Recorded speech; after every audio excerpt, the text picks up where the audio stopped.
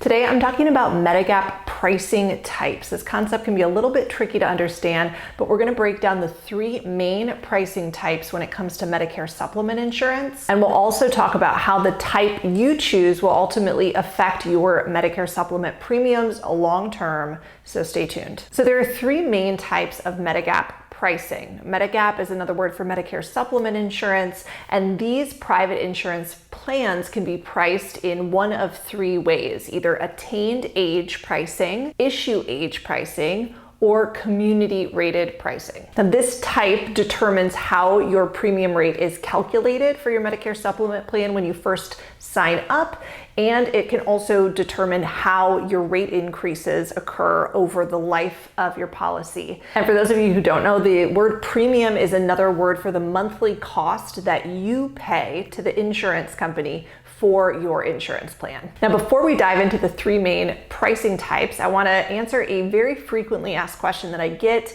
about Medicare supplement insurance. And a lot of people want to know, once I'm enrolled in a Medicare supplement plan, will my premiums go up based on my medical claims? In other words, if I stay healthy, will my premiums stay lower? And if I get sick, will my premiums go up higher because I'm sick?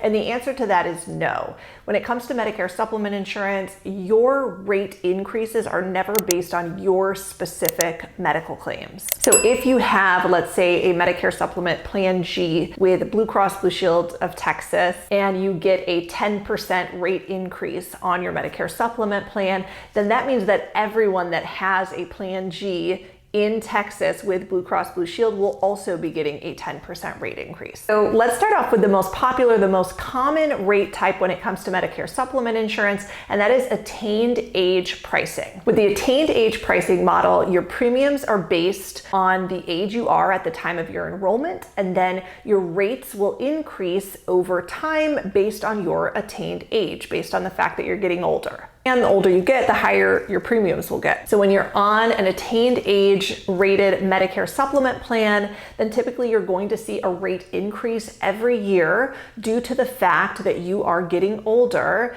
in addition to any market inflation, rising healthcare costs, or loss ratio adjustments with the insurance company as well. The next rate type I'll talk about is issue age pricing for Medicare supplement insurance, which is a little bit different. With an issue age plan, your premiums are based off of the age you are at the time of your enrollment. So if you sign up for an issue age Medicare supplement plan at age 65, your premium is going to be lower than if you sign up for an issue age Medicare supplement plan at age 75. The big difference here is that the premium rate increases that you see on an issue age policy are not based off of your attained age. Rather, they are based off of the other things that I mentioned, like market inflation, rising healthcare costs, loss ratio of the insurance company, etc. So while it may seem like an issue age policy is going to be a better bet when it comes to keeping your premiums low in the long run, keep in mind that your premiums are still going to increase every year. They're just going to be based off of market inflation and rising healthcare costs, not off of your attained age. And I think that's a common misconception.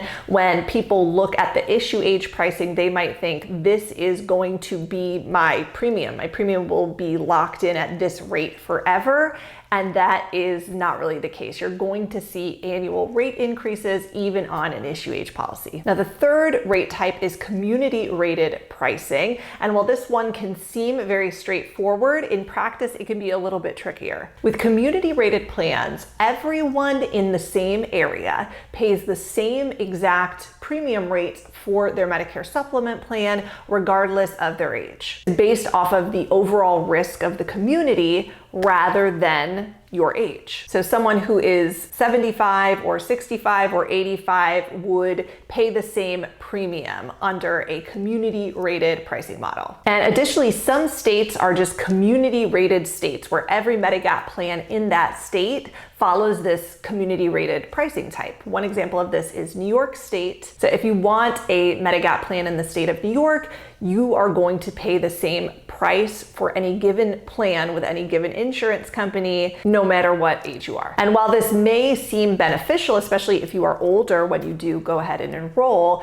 keep in mind that just like every other pricing type, you can and typically will see premium rate increases every year due to market inflation and rising healthcare costs. Additionally, there are some popular insurance companies that advertise a community-rated pricing model, but they also include something called an enrollment discount, an early enrollment discount. And this early enrollment discount gradually disappears as you get older. So even though they're saying they're a community-rated policy, essentially they're kind of like an attained age rated policy, because as that early enrollment discount disappears, little by little, year by year, your rate is going up because you're getting older. And keep in mind, in this example, with the early enrollment discount disappearing, you would still be getting your annual premium rate increase every year, the one that's based off of market inflation and rising healthcare costs, in addition to your premium going up as that enrollment discount disappears. So again, this is where it can get confusing, and some people can think that they are locked into a flat rate for their Medicare supplement plan, but I just can't stress enough that is typically never the case. So of these three rate types that we just discussed, which one is the best? Well, I think that the most important thing to keep in mind is that no matter which rate type you have, your Medicare supplement rate is going to go up over time due to changes in the market. For example, this year we're seeing very large Medicare supplement rate increases no matter which rate type they are. Additionally, the Medicare supplement pricing types that will be available to you will be very largely dependent upon where you live. So like I mentioned before, New York, all the plans are community rated. If you look at a state like Florida, almost all of the plans are issue age rated. Here in Texas, where I live, they're almost all attained age rated. So many people don't get too much of a choice when it comes to their Medicare supplement pricing type. It is largely dependent upon where you're located. So all this is to say that when you are looking at and thinking about the medigap price types, the medigap pricing models, there is no best, in my opinion. I think that it's most important to focus on the plan letter that you're choosing and also the insurance company that you're choosing to purchase your Medicare supplement plan through. Some insurance companies are known to raise rates higher or more frequently than other insurance companies. Some plan letters tend to get lower annual rate increases than other Medicare supplement plan letters. So this is where talking to a knowledgeable, licensed insurance broker, like me and my team, we can absolutely help you with this. We are licensed in almost every state, 48 states we're licensed in, and we work with over 30 different insurance companies. So it's very important to choose the right insurance company and the right plan letter when you are first getting on to your Medicare supplement plan, because later on down the road, you may or may not be able to change to a different Medicare supplement plan. It's going to depend on your health and where you live.